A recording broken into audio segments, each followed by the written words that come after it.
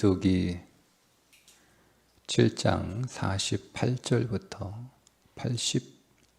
89절 보겠습니다. 일곱째 날에는 에브라임 자손의 지휘관 암미후스의 아들 엘리사마가 헌물을 드렸으니 그의 헌물도 성소의 세겔로 130세겔 무게의 은쟁반 하나와 70세겔 무게의 은발이 하나라.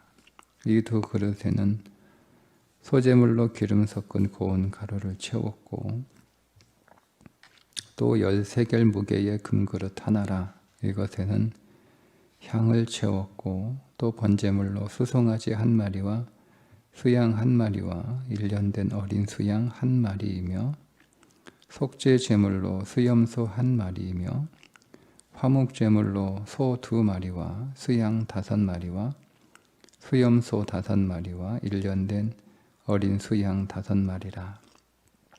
이는 암미우스의 아들 엘리사마의 헌물이었더라. 여덟째 날에는 므낫세 자손의 지휘관 부다솔의 아들 가말리엘이 헌물을 드렸으니 그 헌물도 성소의 세겔로 130세겔 무게의 은쟁반 하나와 70세겔 무게의 은발이 하나라. 이 두 그릇에는 소재물로 기름 섞은 고운 가루를 채웠고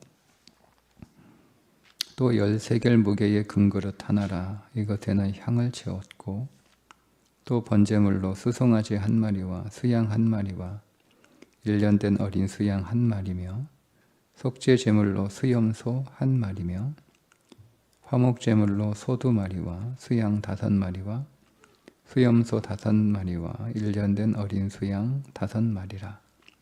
이는 부다솔의 아들 가말리엘의 헌물이었더라. 아홉째 날에는 베냐민 자손의 지휘관 기드오니의 아들 아비단이 헌물을 드렸으니 그의 헌물도 성소의 세겔로 130세겔 무게의 은쟁반 하나와 70세겔 무게의 은발이 하나라. 이 두 그릇에는 소재물로 기름 섞은 고운 가루를 채웠고 또 10세겔 무게의 금그릇 하나라. 이것에는 향을 채웠고 또 번제물로 수송아지 한 마리와 수양 한 마리와 1년 된 어린 수양 한 마리며 속죄 제물로 수염소 한 마리며 화목 제물로 소 2마리와 수양 5마리와 수염소 5마리와 1년 된 어린 수양 5마리라. 이는 기드오니의 아들 아비단의 헌물이었더라. 열째 날에는 단 자손의 지휘관 암미사떼의 아들 아히세셀이 헌물을 드렸으니 그의 헌물도 성소의 세겔로 130세겔 무게의 은쟁반 하나와 70세겔 무게의 은발이 하나라. 이 두 그릇에는 소재물로 기름 섞은 고운 가루를 채웠고 또 10세겔 무게의 금그릇 하나라. 이것에는 향을 채웠고 또 번제물로 수송아지 한 마리와 수양 한 마리와 1년 된 어린 수양 한 마리며 속죄 제물로 수염소 한 마리며 화목 제물로 소 2마리와 수양 5마리와 수염소 5마리와 1년 된 어린 수양 5마리라. 이는 암미사떼의 아들 아히에셀의 헌물이었더라. 11째 날에는 아셀 자손의 지휘관 오그란의 아들 바게엘이 헌물을 드렸으니 그의 헌물도 성소의 세겔로 130세겔 무게의 은쟁반 하나와 70세겔 무게의 은발이 하나라. 이 두 그릇에는 소재물로 기름 섞은 고운 가루를 채웠고 또 10세겔 무게의 금그릇 하나라. 이것에는 향을 채웠고 또 번제물로 수송아지 한 마리와 수양 한 마리와 1년 된 어린 수양 한 마리며 속죄 제물로 수염소 한 마리며 화목 제물로 소 2마리와 수양 5마리와 수염소 5마리와 1년 된 어린 수양 5마리라. 이는 오그란의 아들 바기엘의 헌물이었더라.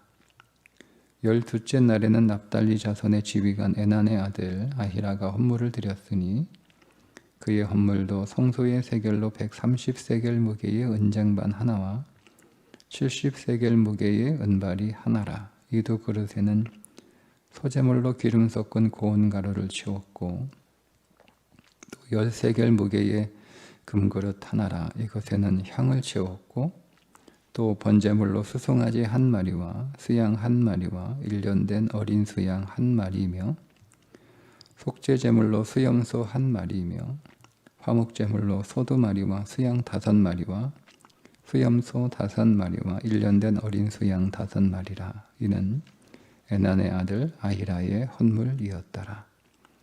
이는 곧 제단에 기름 바르던 날에 이스라엘 지휘관들이 드린 바 제단의 봉헌물이라. 은쟁반이 12이요 은바리가 12이요 금그릇이 12이니 은쟁반은 각각 130세겔 무게요 은바리는 각각 70세겔 무게라.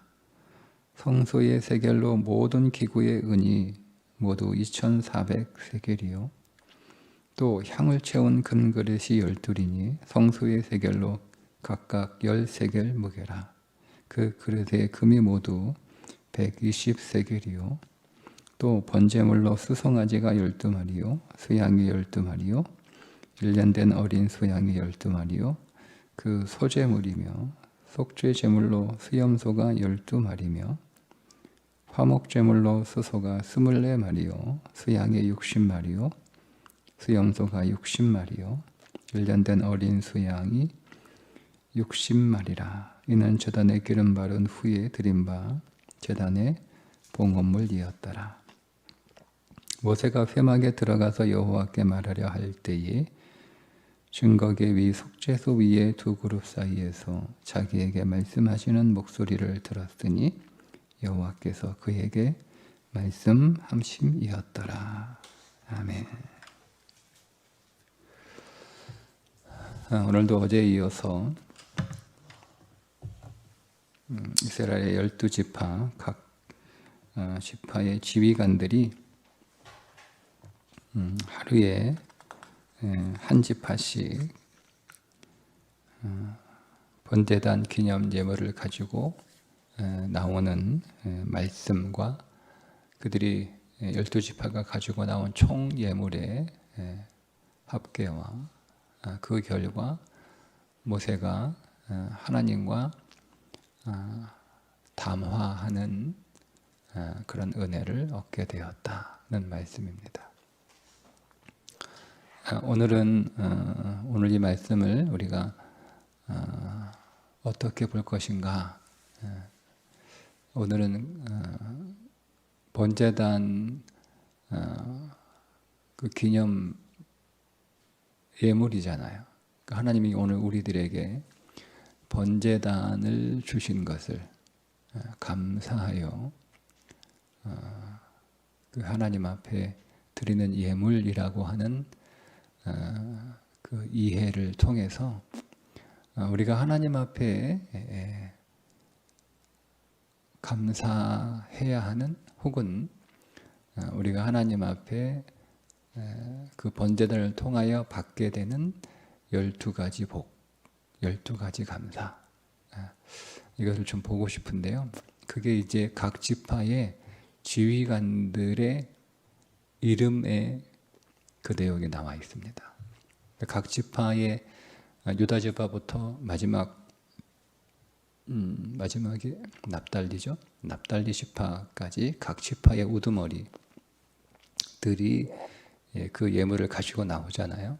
근데 그들의 이름을 하나하나 보면 여러분 이름을 쭉 이렇게 써놓고 보시면 한 가지 공통점이 하나 있는데 다 엘이라고 하는 단어가 들어갑니다. 거의 대부분 엘. 엘이 하나님이라는 뜻이에요. 히브리어로. 다 하나님이라고 하는 뜻이 들어가요. 그러니까 다 하나님께서 이런 복을 주셨음에 감사하는 거죠. 그러니까 번제단을 통해서 하나님이 우리에게 주시는 12가지 복이 있고 그 12가지 복을 하나님 앞에 감사해서 예물을 가지고 나오는 거예요. 그렇게 우리가 이 말씀을 적용할 수 있는데요. 그러면 우리에게 어떤 12가지의 복이 있는가? 혹은 우리 안에 어떤 12가지의 복이 있어야 되는가 하는 거죠. 그러니까 민수기 정도의 신앙, 하나님께서 오늘 우리에게 우리의 감사를 셈하신단 말이에요. 네가 나에게 얼마나 많은 감사를 했는가 셈하실 거 아니에요.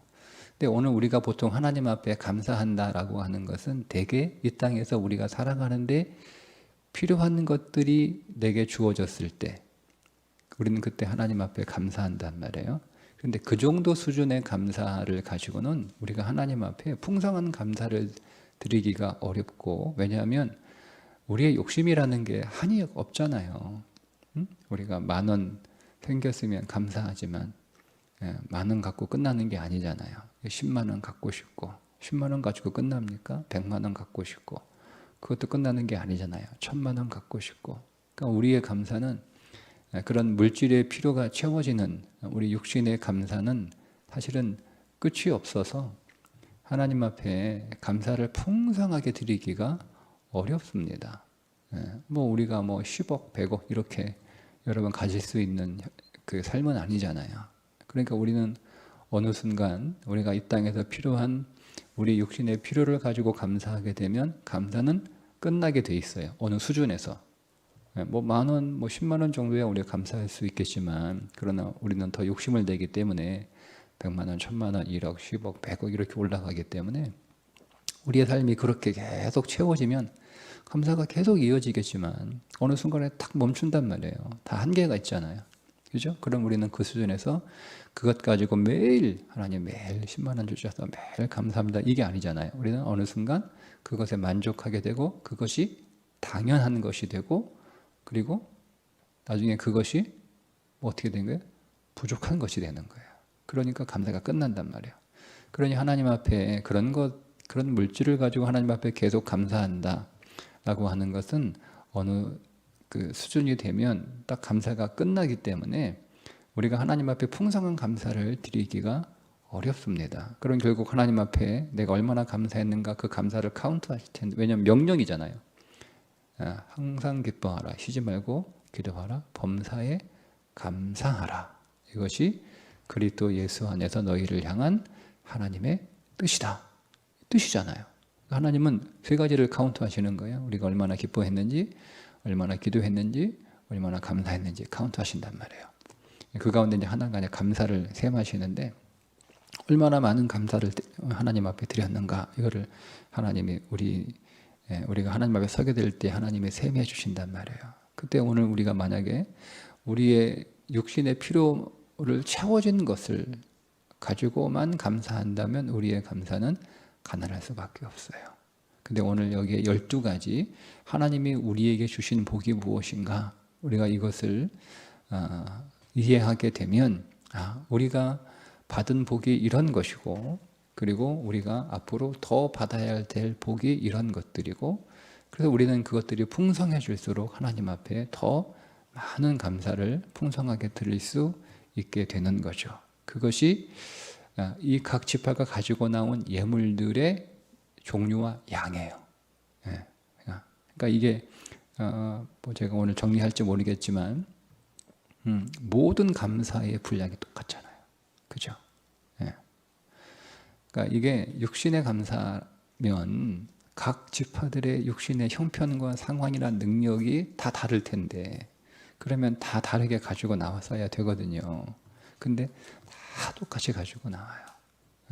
그러니까 여러분, 우리가 하나님 앞에 오늘 우리의 삶을 셈하실 때 우리의 모든 그러니까 우리가 드리는 돈을 가지고 하나님께서 그 돈을 헤아리시는 게 아니라, 우리가 하나님 앞에 드리는 이 12가지 복에 대한 감사를 드릴 때 하나님은 똑같이 이런 수준의 감사로 우리의 감사를 받으시고 셈하신다, 이렇게 우리가 볼 수가 있습니다.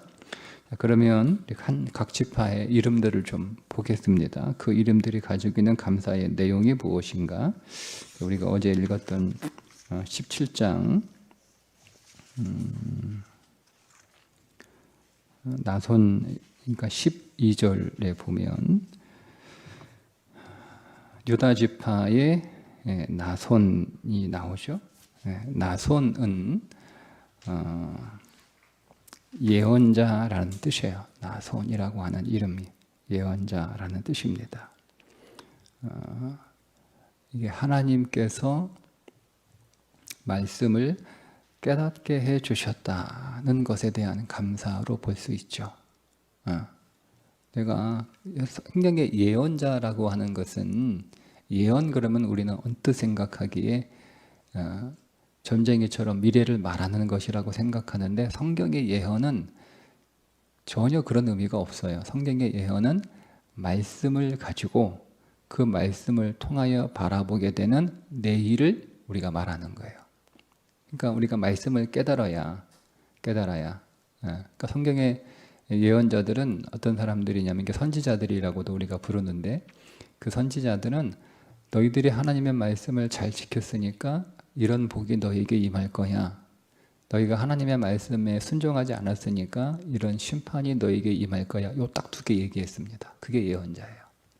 그러니까 우리가 말씀을, 그래서 나손이 말씀 예언자라고 하는 그 의미는 그가 하나님의 말씀을 깨달았다, 이런 뜻이에요. 그러니까 여러분, 우리가 하나님 앞에 어떤 감사를 드려야 되는가? 말씀을 우리에게 주실 때 그 말씀을 깨달아. 그 말씀이 내 말씀이 될 때 우리는 하나님 앞에 감사할 수 있는, 왜냐하면 그게 내 양식이 되는 거니까. 성경책이 하나님의 말씀이고, 그 하나님의 말씀은 우리의 생명의 양식이라고 예수님이 말씀을 하셨잖아요. 오병이의 기적 그 다음날. 그런 것처럼 우리가 성경을 읽을 때 그 말씀이 깨달아져서 내 말씀으로 보일 때, 그때 우리는 성경 말씀을 지식으로 본 게 아니고 내 삶의 양식으로 받은 거예요. 네, 그걸 감사하는 거죠. 그게 나손의 감사입니다. 그 다음 둘째 날 이사갈이죠. 네. 이사갈 지파에 느다넬이 헌물을 드립니다. 느다넬은 하나님께서 주셨다죠. 느다넬인데 이게 느다니엘이라고 하는 단어가 들어가잖아요. 마지막에 하나님이 주셨다, 이런 뜻이에요. 그러니까 하나님이 주신 것 감사하는 거죠. 그러니까 이 모든 삶이 다 전도자의 고백처럼 다 하나님 손에서 온 거예요. 우리의 모든 삶이. 그러니까 여러분, 우리 인생의 기쁨도 하나님이 주신 거지만, 영적으로 깊어지면 기쁨도 하나님이 주셨지만 슬픔도 하나님이 주신 거예요. 웃음도 하나님이 주셨지만 눈물도 하나님이 주신 거예요. 이게 영적인 수준이에요. 그러니까 영적인 어느 수준에 딱 올라가게 되면 우리는 기쁨과 웃음과 뭐 이런 것들만을 하나님이 주신 선물로 생각하는데 아니에요. 하나님은 때로는 이 슬픔이라는 포장지에 하나님이 우리에게 선물을 주시는 거예요.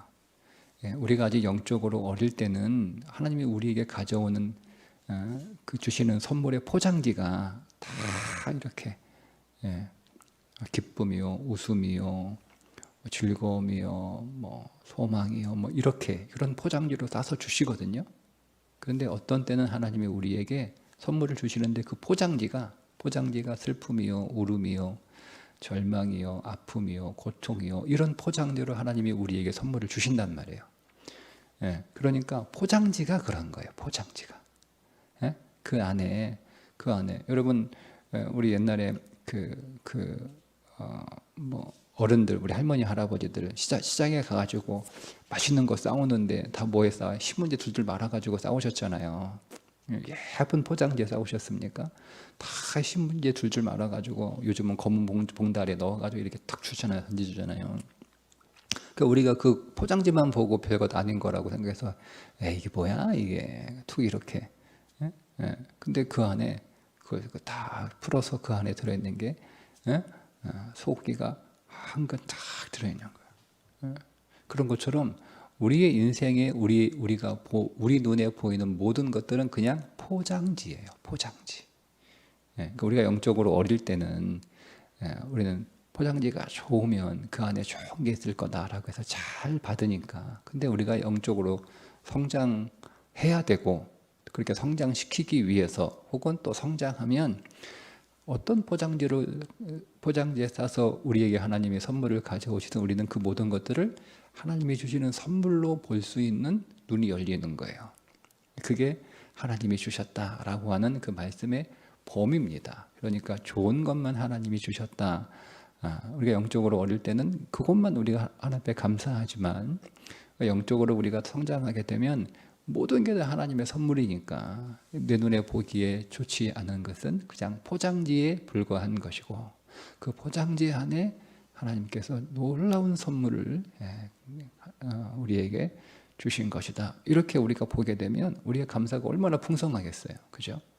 그게 이제 느다넬이라고 하는 이름이 가지고 있는 의미예요. 하나님께서 주셔서 감사합니다. 이렇게. 셋째 날에는 스불론 자손의 지휘관인 엘리압이 하나님 앞에 감사를 드리는데 이 엘리압은 하나님이 아버지가 되셨다 이런 뜻이에요. 하나님이 아버지가 되셨다. 이건 여러분 굉장히 충격적인, 하나님을 아버지라고 부르는 종교는 세상에 딱 하나 있어요. 그게 기독교입니다. 어느 종교도 자기가 믿는 신을 아버지라고 부르지 않아요. 유일합니다. 그래서 하나님께서 제자들에게, 예수님께서 제자들이 우리도 다른 그 사람들은 다 기도를 각각의 그 기도가 있는데 우리는 왜 기도가 없어요? 예수님 우리도 기도를 가르쳐 주세요 라고 해서 주님이 소위 말하는 주기도문, 주님이 가르쳐 주신 기도를 가르쳐 주시잖아요. 그때 하늘에 계신 우리 아버지, 이게 충격이었어요. 하나님을 아버지라고 불러본 적도 없고 하나님을 아버지라고 생각해 본 적도 없고 하나님을 아버지라고 부를 수도 없어요. 이건 신성모독이거든요. 어떻게 하나님을 아버지라고 불러요? 근데 여러분 이거는 굉장히 놀라운 사건일 뿐만 아니라 엄청난 복인 거죠. 하나님이 나의 아버지가 되신다라는 거예요. 엄청난 복이에요. 엄청난 복이에요. 그러니까 우리가 하나님이 나의 아버지 되심만을 우리가 진리 안에서 깨닫게 되고 우리가 그것을 적용할 수 있고 그다음 하나님을 진심으로 믿음으로 그냥 호칭으로 하나님을 아버지라고 부르는 수준이 아니고 그렇게 부를 수 있잖아요. 근데 그런 수준이 아니고 진실로 하나님을 아버지라고 부를 수 있다면, 그러니까 그 저를 아버지라고 우리 교회 애들이 부를 수 있잖아요. 목사님이 우리 아버지야 이렇게 부를 수 있잖아요. 그죠? 근데 그들이 저를, 우리 교회 학교 아이들이 저를 아빠 이렇게 부를 때 그게 호칭으로 부를 수도 있고, 그죠? 정말 저희 집 애들이 저를 아빠라고 부르는 것과 똑같은 그런 마음으로 나를 아빠라고 부를 수 있단 말이에요. 그러니까 그게 다르다는 거죠. 똑같이 아빠라고 부르는데 어떤 아이들은 그냥 지식으로 목사님은 우리의 영적 아버지야. 그러니까 우리가 아빠라고 부르는 거야. 이렇게 부르는 아이와 정말 저를 아버지로 믿고 아버지로 여기고 아버지로 느껴서 아빠 이렇게 부르는 아이는 완전히 다른 거예요. 그렇죠? 우리가 하나님을 아버지라고 부를 때 호칭으로 부르는 아버지와 진실로 하나님이 내 부모 되신다라고 하는 그 믿음 안에서 부르는 것은 완전히 다른 거예요. 여기서 감사는 호칭으로 아버지를 부르는 것에 대한 감사가 아니고 정말로 하나님이 나의 아버지 되심을 믿고 하나님 앞에 감사하는 거죠. 그러니까 얼마나 감사합니까? 날마다 감사하는 거죠. 하나님이 내 아버지시래. 하나님이 내 아버지셨구나. 하나님이 내 아버지시구나. 그래 여러분, 그는 얼마나 하나님 앞에 풍성한 감사가 이어지겠습니까? 자, 그 다음에 셋째 날이 엘리압, 넷째 날이 루벤이죠. 루벤 자손의 아들 엘리술, 또 엘이 나오죠. 엘리술은 반석이라는 뜻이에요. 하나님은 반석이시다 이런 뜻이에요. 그러니까 예수님이 우리의 구원의 반석 되신 것을 감사하는 거죠. 반석이 되셨다. 이 추루라고 하는 단어는요, 쪼개진 반석을 말할 때, 쪼개진 바위를 말할 때 추루라고 하는 단어를 씁니다. 성경에 반석이라는 단어가 두 가지인데 그 가운데 하나가 추루, 이게 깨어진 쫙 쪼개진 반석이에요. 그리스도가 우리의 반석이신데 십자가에서 쪼개지셨어요. 그래서 쪼개질 때 거기에서 우리의 생명인 피와 물이 나온 거잖아요. 그게 출애굽기 17장에 모세가 반석을 쳐서 그때 그 반석이 추루예요. 반석이 쪼개져 거기서 물이 나왔다라고 하는 그 사건이 그리스도가 십자가 위에서 창에 찔려 쪼개짐으로 거기서 물이 쏟아지는, 생명수가 쏟아지는 그 사건을 모형으로 담고 있는 거예요. 그렇게 그리스도가 우리의 반석이 되었다. 그래서 우리에게 생명수를 공급하시는 반석, 우리를 견고하게 하시고 우리를 흔들리지 않게 하시고 나를 요동하지 않게 하시는 그 반석, 비가 오고 창수가 넘쳐도 떠내려가지 않는 그런 견고한 반석이 되어주심을 감사한 거죠. 그러니까 우리가 그리스도가 우리의 반석이심을 우리가 믿으면 우리의 삶은 흔들리잖아요. 그 반석이 한번 흔들린 적이 있었죠. 제자들이 배를 타고 갈릴리 호수를 지나가는데 그들이 폭풍과 풍랑을 만나 그 배가 요동하고 흔들리잖아요. 그죠? 근데 그 안에 예수 그리스도가 함께 계셨어요. 그러니까 여러분 흔들리잖아요. 그러니까 우리가 타고 있는 믿음의 배는 흔들려요. 배는 흔들려도 그 배 안에 타고 있는 우리는 흔들리지 말아야 되는 이유가 우리와 함께 예수 그리스도가 계시기 때문에 우리는 요동하지 않을 수 있는 거예요. 근데 제자들이 요동하잖아요. 그건 그들의 인생의 반석이 그리스도가 아니었기 때문에 그렇습니다. 그래서 흔들리는 거예요. 그래서 죽겠다고 소리친 거예요. 그죠? 근데 그 예수 그리스도를 깨울 때 그 배가 이제 풍랑에 멈추고 잔잔해져 그들이 가려다 하던 곳에 이르게 되었다. 이렇게 성경에 말씀하고 있잖아요. 그런 것처럼 우리가 타고 있는 이 믿음의 배는 흔들립니다. 믿음의 배 타고 있다고 해서 전혀 흔들리지 않는다. 뭐 그런 일은 없어요. 그러나 우리는 우리의 반석이신 그리스도가 우리와 함께 계시기 때문에 우리는 그 위에 서서 요동하지 않을 수 있다. 이걸 믿는 거죠. 그러니까 내 인생이 흔들려도 나는 반석 위에 세워진 인생이기 때문에 무너지지 않을 것이다 라는 믿음 안에서 흔들리는 상황에서도 하나님 앞에 감사할 수 있는 거예요. 그게 엘리술의 감사입니다. 다섯 번째, 슬루미엘의 감사가 나오죠. 시므온 지파의 슬루미엘은 또 엘이라는 단어가 나오잖아요. 하나님의 친구라는 뜻입니다. 하나님이 나의 친구가 되셨다. 내가 하나님의 친구가 되었다. 하나님이 나의 친구가 되심을 감사하는 거죠. 이게 슬루엘이라는 뜻이에요. 하나님의 아버지 되실 뿐만 아니라 그 아버지와 친구는 조금 다르죠. 아버지는 우리를 보호해 주시고 지켜주시고 또 우리의 필요를 채워주시고 이런 그 이미지가 강하다면 친구는 친구잖아요. 내 얘기도 들어주고 나와 함께 즐거워하고 나와 함께 웃고 나와 함께 슬퍼하고 이게 친구잖아요. 그죠? 근데 모든 것들을 편안하게 아버지는 약간 좀 어려운 그런 이미지라면 친구는 편안하고 그런 친밀하고 근데 하나님이 나의 친구가 되어주셨다. 이거 감사하는 거예요. 그래서 하나님 내 모든 것들을 아주 편안하게 부담 없이 모든 것들을 다 이야기할 수 있는 그런 의미가 슬루미엘입니다. 그 하나님께 감사하는 거죠. 그 다음에 여섯째 날 갓 자손의 엘리아삽입니다. 갓 자손의 엘리아삽, 또 엘이 나오죠. 엘리아삽은 하나님께서 크게 하셨다 이런 뜻이에요. 하나님이 나에게 더해 주셨다, 크게 해주셨다. 그러니까 이걸 감사하는 거예요.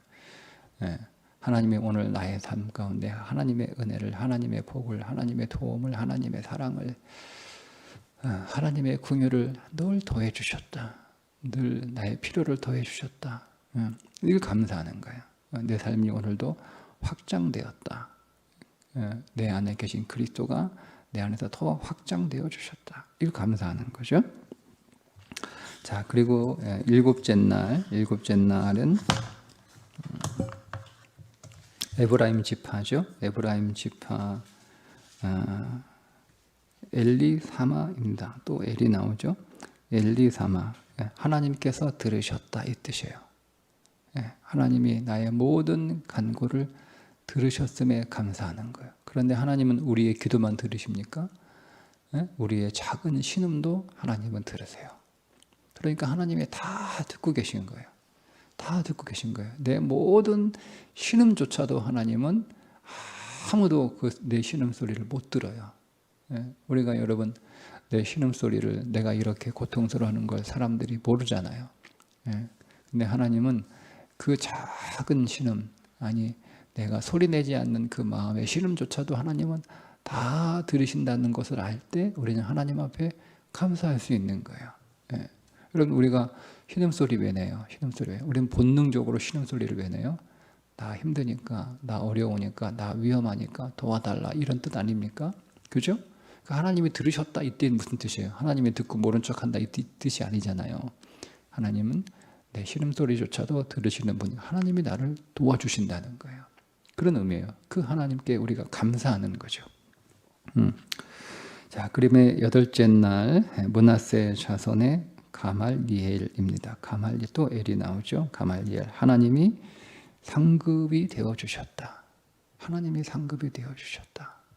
그리스도가 우리의 인생의 상급이 되어 주셨다. 하나님이 우리에게 상급을 주셨다. 그러니까 1차적으로는 하나님이 우리에게 상급을 주셨다 이런 뜻이에요. 하나님이 나의 삶에 내 믿음의 하나님이 상급을 주신 거예요. 내 믿음의 상급을. 그죠? 그런데 우리의 모든 상급의 본질은 궁극적인 상급은 뭐냐면 그리스도가 우리의 상급이에요. 우리가 하나님 앞에서 받게 될 상급은 그리스도를 상급으로 받는 거예요. 그리스도를 우리가 풍성하게 받는 거죠. 풍성하게. 그 상급이 우리 안에서 실제로 체험되는 거예요. 우리 안에 계신 그리스도가 적어요. 그리스도가 적어요. 근데 우리의 믿음이 성장할수록 우리 안에 계신 그리스도가 많아지는 거예요. 강해지는 거예요. 풍성해지는 거예요. 그게 은혜가 충만하다 이런 뜻이에요. 우리가 은혜가 충만하다라고 하는 말을 여러분 어떻게 이해하시는지 모르겠으나 은혜가 충만하다는 그리스도를 은혜와 진리라고 부르잖아요. 요한복음에 은혜와 진리요 이렇게 그리스도를 부릅니다. 그러니까 은혜가 충만하다라는 뜻은 여러분 이것은 너무 이렇게 추상적으로 생각하시면 안 돼요. 그리스도가 내 안에 충만해지셨다는 뜻이에요. 여러분 그리스도가 내 안에 충만해지면 내 안에 생명력이 강해집니다. 기쁨이 넘치고요. 우리 안에 확신이 생기고요. 그게 그리스도가 충만해진 거예요.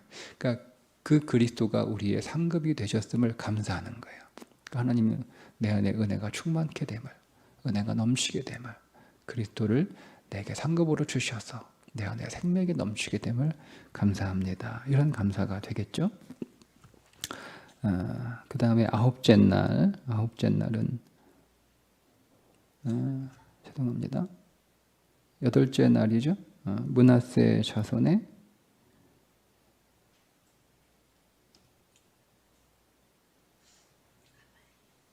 가말리엘이죠. 가말리엘. 므낫세 자손이 못알아도 가말리엘. 제가 뭘 빠뜨렸네요.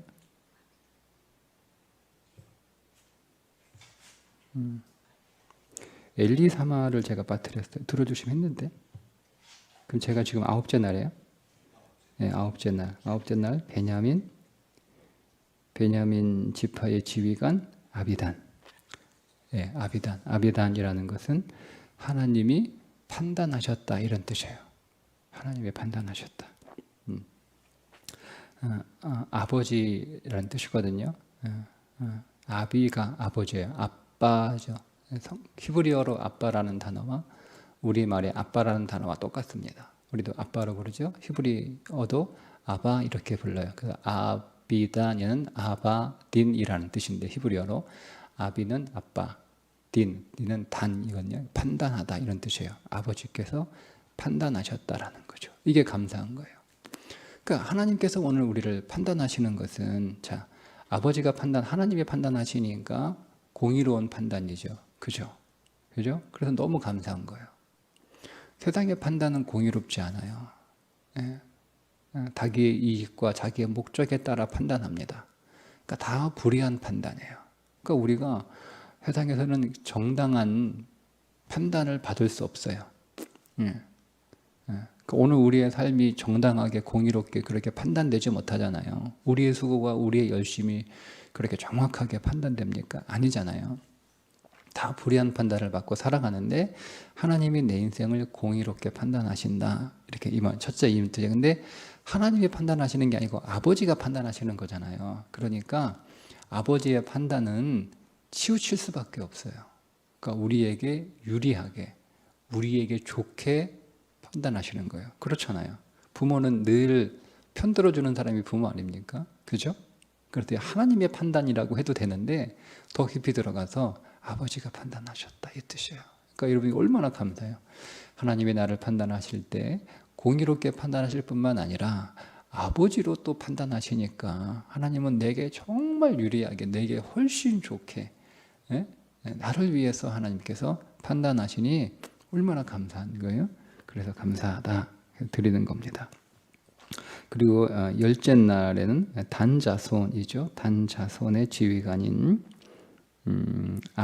아히에셀입니다. 아히에셀이 판단하는데 이거는 나의 형제가 도왔다 이 뜻이에요. 여러분, 우리의 형제가 누구죠? 우리의 형제가 누구예요? 예수 그리스도가 우리의 형제예요. 예수 그리스도가 우리의 맏이잖아요. 우리가 하나님의 자손이잖아요. 그죠? 그러면 첫째가 있을 거 아니에요. 네? 네. 그래서 그 첫째가 누구예요? 그 예수님이에요. 성경을 잘 보세요. 성경에서 예수님이 십자가에 죽으시기 전까지는 예수님을 항상 독생자로 부릅니다. 독생자. 예수님이 십자가에 죽으신 이후로는 항상 예수님을 맏아들로 불러요. 달라요. 성경 유심히 보세요. 독생자라고 예수님을 호칭할 때는 십자가에서 죽으시기 이전에요. 그분은 하나님께 하나밖에 없는 아들이에요. 그런데 그분이 십자가에 죽으심으로 오늘 우리를 구원하여 우리가 하나님의 자녀가 되었을 때 그 예수님은 맏아들로 호칭이 됩니다. 달라요, 성경이. 구분하셔야 돼요. 언제는 독생자로 부르고 언제는 맏아들로 부르고 이게 막 그때그때 기분 따라 부르는 게 아니고 다 메시지가 있는 거예요. 예수님이 오늘 우리의 맏아들이 되셨어요. 우리의 첫째가 되신 거예요. 그러니까 예수님이 우리의 형제죠. 예수님이 우리의 형제가 되었다라는 말이 얼마나 여러분 감사한 거예요. 그 말 안에는 말씀드린 것은 내가 하나님의 자녀가 되었다. 앞에 하나님을 아버지로 부른다라는 것과 같은 맥락인데, 근데 그 예수님이 또 우리의 형제래요. 우리 집에 제일 큰 맏아들이신 거 예수님이. 그 예수님이 나의 형제예요. 그럼 여러분, 그 예수님이 나를 얼마나 집에서 제일 큰 맏아들이 동생들을 다 챙겨주잖아요. 다 지켜주고 어디 가서 맞고 오면 형이 가가지고 어느 놈이 우리 동생 때렸어 하고 뭐 혼내주기도 하고 지켜주고 보호해주고 때로는 친구가 되어주기도 하고 이게 형제 아닙니까? 그 예수님이 나의 형제가 되어주셨다. 이게 아히에셀이라고 하는 뜻입니다. 그 다음에 11째리 누구죠? 아셀 지파입니다. 오그란이죠. 죄송합니다. 바기엘. 오그란의 아들 바기엘. 바기엘이라고 하는 뜻은 내가 하나님을 만났다는 뜻이에요. 내가 하나님을 만난 게 감사한 거예요. 여러분, 이게 제일 큰 감사죠. 인생에서 내가 누구를 만나느냐가 되게 중요한 거거든요. 네? 인생에서 제일 중요한 거. 인생에서는 중요한 만남이 있어요. 부모를 만나야 되는 거예요. 그죠? 친구를 잘 만나야 돼요. 스승을 잘 만나야 돼요. 근데 그리스도인들에게는 이거보다 더 중요한 게 있어요. 첫째, 교회를 잘 만나야 돼요. 그리스도인들에게는. 근데 그거보다 더 중요한 게 있어요. 하나님을 만나야 되는 거예요. 이 만남이 중요한 거예요. 내가 내 인생에서, 내 인생의 길에서 방황할 때 누구를 만나요? 하나님을 만난 거예요. 그 하나님이 내 인생의 길이 되어주신 거죠. 생명의 길이 되어주시는 거예요. 그 하나님을 내가 인격으로 만난다라고 하는 것이 얼마나 감사해요. 얼마나 감사해요. 예. 그걸 감사하는 거예요.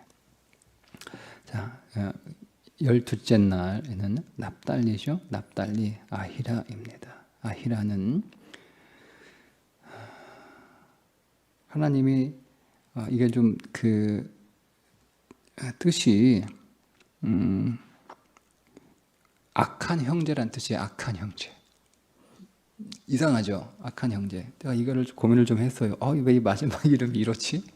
악한 형제가 왜 감사해? 근데 여기에 진리가 있더라고요. 그리스도가 나의 형제인데 그리스도가 나의 모든 죄를 짊어진 형제가 되어, 즉 내 죄를 가져간 악한 형제가 되어 주신 것이 감사한 거죠. 저는 그렇게 말씀을 적용했어요. 그리스도가 나의